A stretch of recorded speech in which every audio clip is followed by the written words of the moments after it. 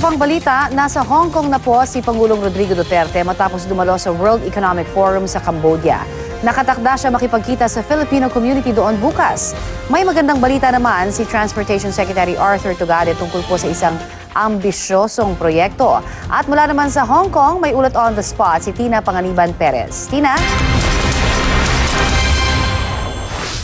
Connie, posibleng bago matapos ang Administrasyong Duterte ay makasakay na ang mga Pinoy sa subway. Sa isang press conference dito sa Hong Kong, sinabi ni Transportation Secretary Arthur Tugade na posibleng sa Nobyembre ay mapirmahan na ng Japan at Pilipinas ang isang loan agreement para sa naturang proyekto.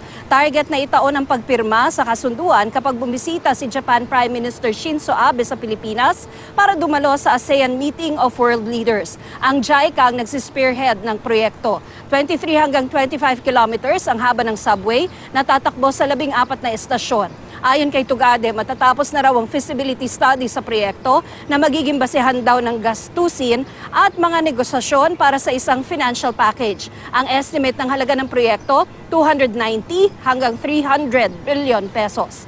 Aminado si Tugade na may pagkaambisyoso ang proyekto pero kailangan daw maging ambisyoso ang pamahalaan para matupad ang anumang bagay. Sabi ni Tugade, pinipilit niya matapos ang proyekto sa loob lang ng 4.5 taon. Kung masusunod yon, tatakbo ang kauna-unahang subway sa Pilipinas sa termino ni Duterte.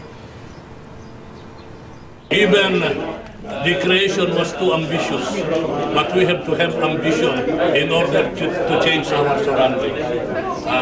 In fact, we have taken the first step.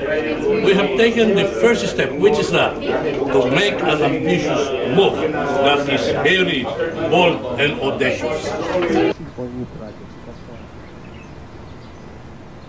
Narito sa Hong Kong, Connie, ang ilang miyembro ng gabinete na kasama ni Pangulong Duterte sa katatapos lang na World Economic Forum sa Cambodia at makakasama rin sa Belt and Road Summit sa Beijing, China ngayong May 14 at 15. Nasa Hong Kong ngayon ang Pangulo at ilang opisyal ng pamahalaan para sa 2 araw na working visit.